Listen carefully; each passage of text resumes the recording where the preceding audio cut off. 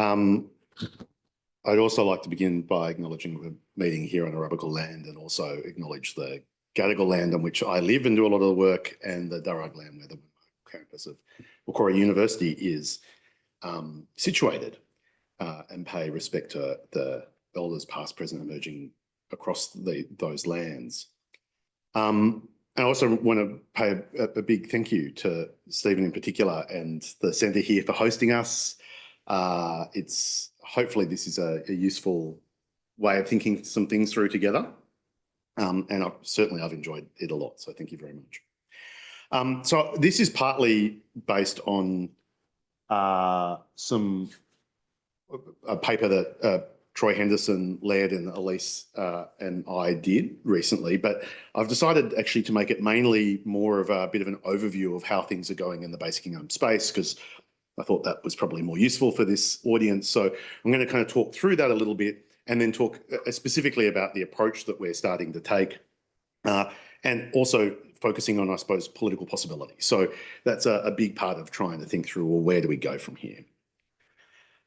So first off, just because this will be very familiar to some of the basic income folks, probably less so to the other folks, this is what's normally taken as the international definition now by the Basic Income Earth Network, itself a pretty interesting organisation, which is primarily academic but also relatively activist. It's often co-hosted by the equivalent of Basic Income Australia in different countries alongside the kind of academic confederations and universities, and has an interesting array of kind of political type folks, but also kind of high profile academic folks. And now I would say more confidently across the globe, having started almost overwhelmingly in Europe. So a couple of the bits just to notice here is that basic income is a periodic payment. So it has to be, it's not just a one-off grant. It has to be unconditional. It has to be individual. It has to be without means test or work requirement. So they're the elements that go into understanding what a basic income is. And I'm going to try and play around with those elements to think about how they relate to Australia and what that means for different political possibilities. I suppose starting from an assumption that is we're not necessarily going to see that, but what are the elements of that which are useful for thinking through what we are talking about here? And in terms of thinking through those key features, one of the main things we're trying to think through is how the world currently works, and especially how our systems of welfare work. And so for this purpose, it's probably pretty familiar to most people here, but almost all of our welfare payments and our tax system are built around a very normative, but also reasonably old understanding of how life works. So they presuppose a standard life course. So we have specific payments which are designed for different periods of life. They presume heteronormative gender roles in that they have specific tests for people who are identified as being your sexual partner, and they don't have those tests for people who aren't your sexual partner. You're only supposed to have one sexual partner, and that those relationships are relatively stable over time, that you have relationships to your parents matter, but relationships to your uncle don't, and those kinds of things.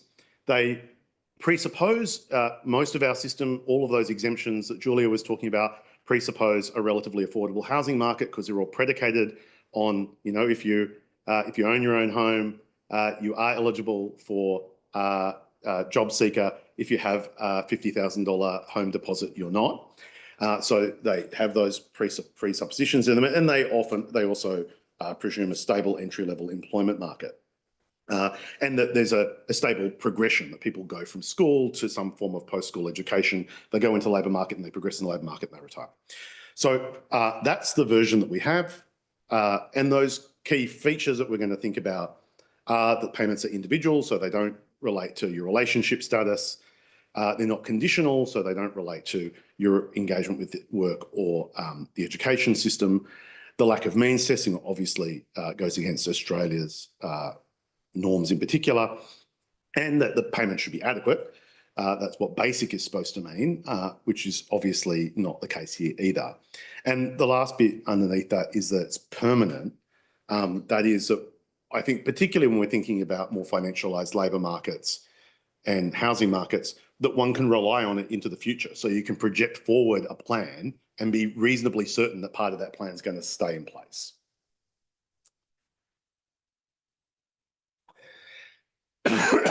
Apologies.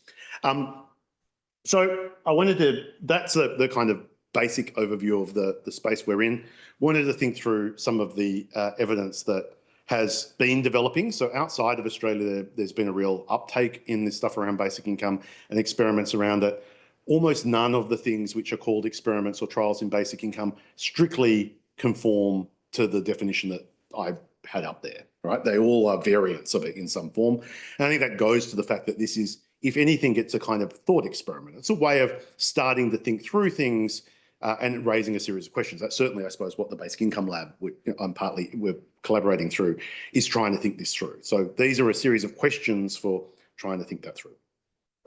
So we had a series of North American trials earlier on in the 60s and 70s, which were largely understood to have shown that things don't work for various reasons, and then more recently have been increasingly reimagined or reinterpreted to say that things did work or work in certain kinds of ways.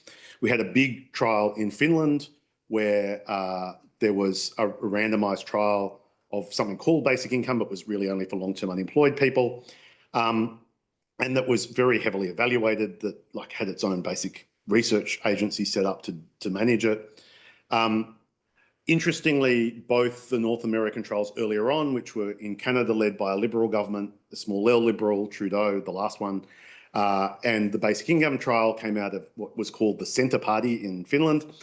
So come out of what we might call a centrist politics that is trying to deal with inequalities, but is, you might say, not as critical of some of the structures that we might think cause those inequalities in the first place.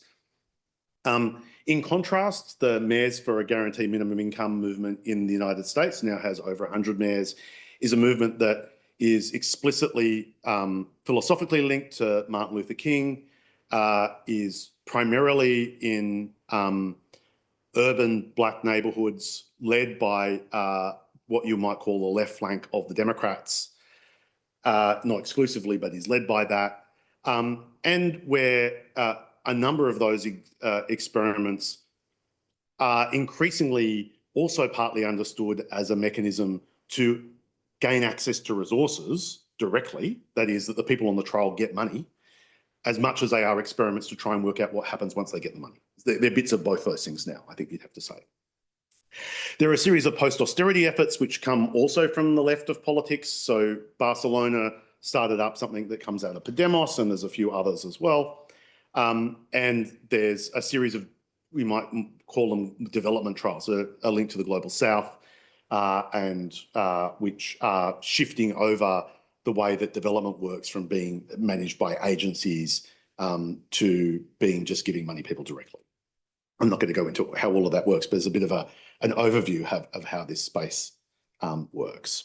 If you do want to find out, that Stanford Basic Income Lab has a great interactive map where you can go and click on all of those dots and find out what the trials are, how they work, and where they're up to. But I did want to talk through, I think, some of the emerging lessons that are coming out of that. And I'm also not going to go into these in lots of details, but I think it's kind of useful for this conversation to connect a little bit of where that's up to.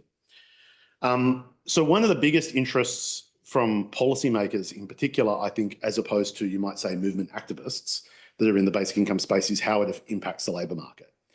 And that has been in two directions. So a deep scepticism that basic income will lead to people withdrawing from the labour market, as well as a potential belief that by getting rid of poverty traps in the social security system and tax system, it will increase labour market participation from groups who are currently facing those sorts of barriers. Most of the evidence here has not been that strong, and Emma can also have an argument with me as we go through. But so there's some evidence that there are some groups who find it a little bit easier and increase their labour supply, particularly those who face those kind of both poverty trap problems, but also you might say just the problems of being able to afford to participate in the labour market. Yeah. There is some evidence of some withdrawal, but most of it is associated, as I'll talk in the next point, in things that economists would call human capital formation or risk-taking in a positive sense. That is, they're about parents of recent parents spending more time with young infants and less time in the labour market, people who are leaving high school, continuing in education a little bit longer rather than going straight into the labour market, the kinds of things we probably say are good as, as policymakers, we probably want to encourage anyway. But some of the stronger effects have been around these kinds of investment roles, including where you might say entrepreneurial efforts to start up small businesses, where there's an uptick in those rates in a number of the trials, including an uptick in the number of them that are relatively successful after a period of time, paying down forms of pernicious debt, and undertaking other forms of skill formation, education kind of work. And but where I think the most of the policy focus has shifted, and maybe this reflects the whole of the research landscape, where most of our research funding, for example, in Australia, was all directed through healthcare, right? Is to reimagine most problems as problems of healthcare, and most of the most significant benefits at a fiscal and economic level have been around health and well-being. So improving particularly mental health, but reducing the number of interactions people have with the health system, those kinds of things. And that plays into a broader shift, many of you probably know about, in social policy towards a social investment approach, where there's an understanding that the purpose of the welfare system is not to meet people's basic needs or rights, it's to be able to create an investment in future citizens. So those citizens are less of a drain on collective resources. They don't end up in jail. Their kids are not taken into care, that sort of stuff, or they are more productive. They end up with jobs that pay higher taxes, yeah? And that we can imagine most social policy as that form of investment. And when you look at government budgets, these items are enormous: the incarceration budget, the emergency healthcare budget. So relatively small impacts save enormous amounts of money. And that is usually seen as the economic justification for basic income, is if you can do some of these things.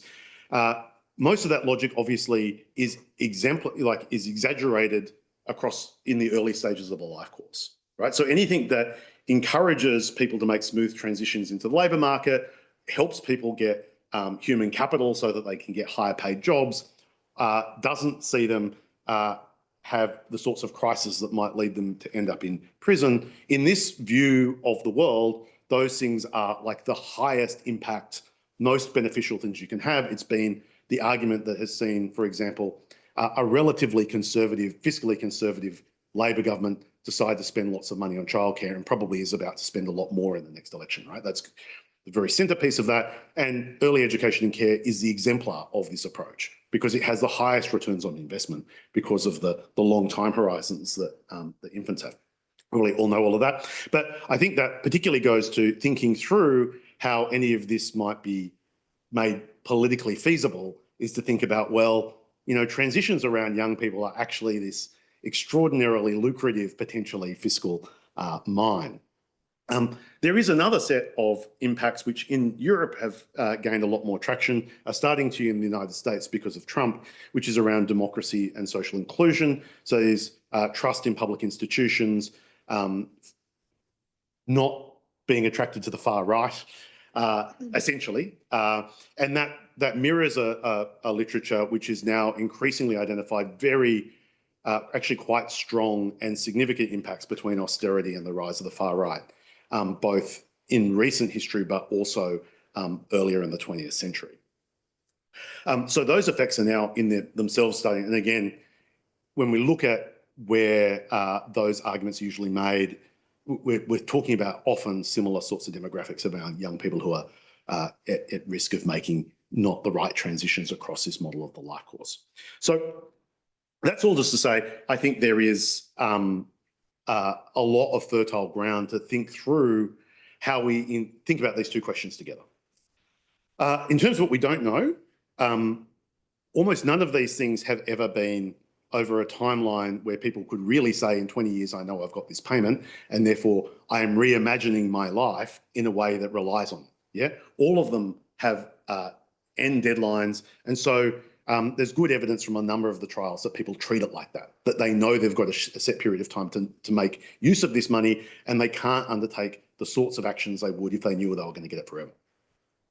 We also don't know from almost, there's one or two that might meet this definition, but we don't really know anything about the collective impacts of this. That is, they're all randomised trials of some people, but we would imagine it is very different if you had a randomised trial of universal healthcare, for example, versus actually having everyone in universal healthcare, that you get very different outcomes if the whole community operates on different norms and has different rules.